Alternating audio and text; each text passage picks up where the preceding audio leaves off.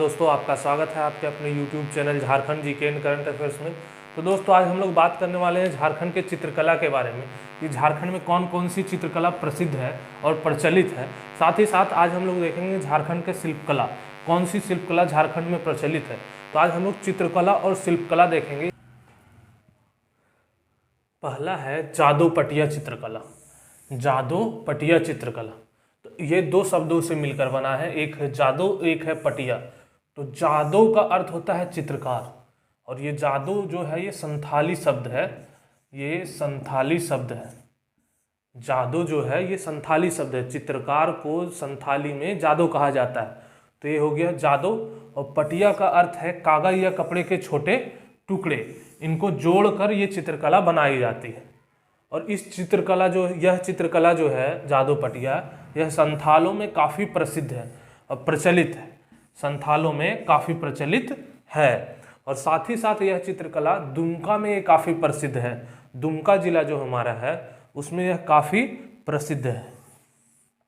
जादू पटिया, ये आप ध्यान रखेंगे कि जादू का मतलब, पटिया का मतलब क्या होता है और ये कहाँ प्रचलित है मुख्यतः। तो यह दुमका जिले में अत्यंत प्रचलित है।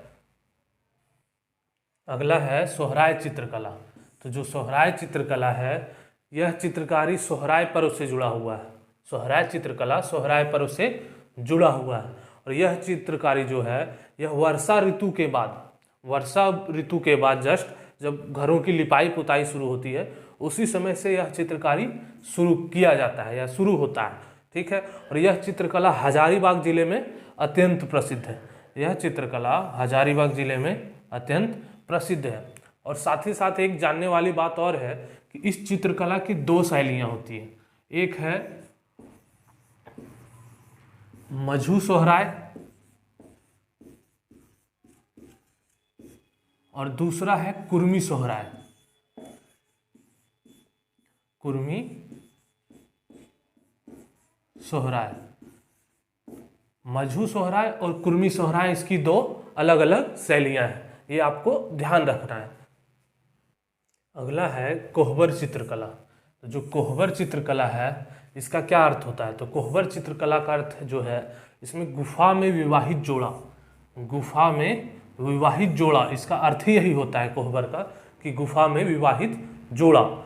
इसमें विवाहित महिला द्वारा अपने पति के घर में, विवाहित महिला द्वारा अपने पति के घर में कोहबर कला का चित्रण किया जाता है। कोहबर कला का चित्रण किया जाता है। और यह किस जनजाति में प्रसिद्ध है। तो कोहबर चित्रकला जो है यह बिरहोर जनजाति में काफ़ी प्रचलित है। कोहबर चित्रकला, इसमें किस चीज़ का चित्र बनाया जाता है। तो इसमें सिक्की का चित्र बनाया जाता है। सिक्की मतलब होता है, सिक्की अर्थात देवी, इसमें देवी का चित्रण किया जाता है कोहबर चित्रकला में। और इसमें यह कोहबर चित्रकला किस जनजाति में प्रसिद्ध है। तो कोहबर चित्रकला बिरहोर जनजाति में प्रचलित है, प्रसिद्ध है, ये आपको ध्यान रखना है। अगला है गंजू चित्रकला। तो जो गंजू चित्रकला है इस कला में पशुओं और वन्य, इस कला में पशुओं, वन्य तथा जंगली जीवों का चित्रण किया जाता है। वन्य तथा जंगली जीवों का चित्रण किया जाता है। इसमें पालतू पशु भी होते हैं। पालतू पशु, वन्य तथा जंगली जीवों का चित्रण किया जाता है। और इस चित्रकला की खासियत क्या है कि इस चित्रकला के माध्यम से संकटग्रस्त जानवरों, संकटग्रस्त जो विलुप्तग्रस्त प्रजातियां हैं उनको रीति रिवाजों के द्वारा, चित्रण के द्वारा दर्शाया जाता है। उनको चित्रण के द्वारा दर्शाया जाता है। अगला है पैतकर चित्रकला। तो जो पैतकर चित्रकला है यह आमादुबी, जो सिंहभूम का एक गांव है, ये क्या है, आमादुबी सिंहभूम का एक गांव है, उसमें अत्यंत प्रसिद्ध है।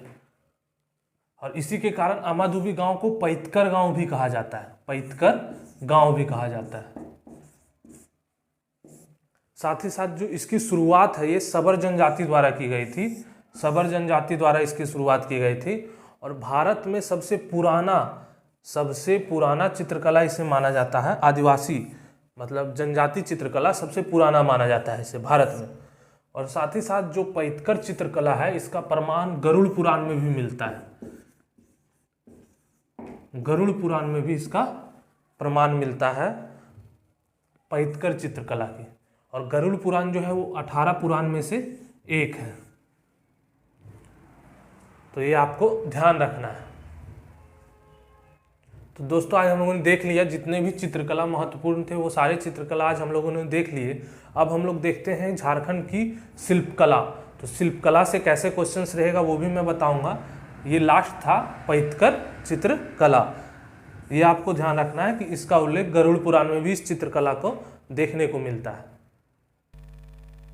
तो साथ ही साथ हम लोग आज देख लेंगे डोकरा कला को। ये शिल्पकला के अंतर्गत आता है। ये शिल्पकला के अंतर्गत आता है। डोकरा कला जो है ये झारखंड की काफ़ी प्रसिद्ध शिल्पकला है और इसमें पुरानी मोम तकनीक जो है, मोम कास्टिंग तकनीक है, उसका उपयोग करके मूर्तियों का निर्माण किया जाता है। उसका उपयोग करके मूर्तियों का निर्माण किया जाता है। पुरानी मोम तक कास्टिंग तकनीक जो है उसका उपयोग किया जाता है। तो इसमें मधुमक्खियों से प्राप्त मोम का उपयोग किया जाता है। इसमें जो मोम का उपयोग होता है मूर्तियां बनाने के लिए, उसका सांचा तैयार करने में, उसमें जो मोम यूज होता है वो मधुमक्खियों से प्राप्त होता है। साथ ही साथ ये जो कला है डोकरा कला, ये मलार जाति से संबंध रखता है, मलार जाति से संबंध रखता है। और डोकरा कला को घड़वा कला भी कहा जाता है। डोकरा कला को साथ ही साथ घड़वा कला भी कहा जाता है।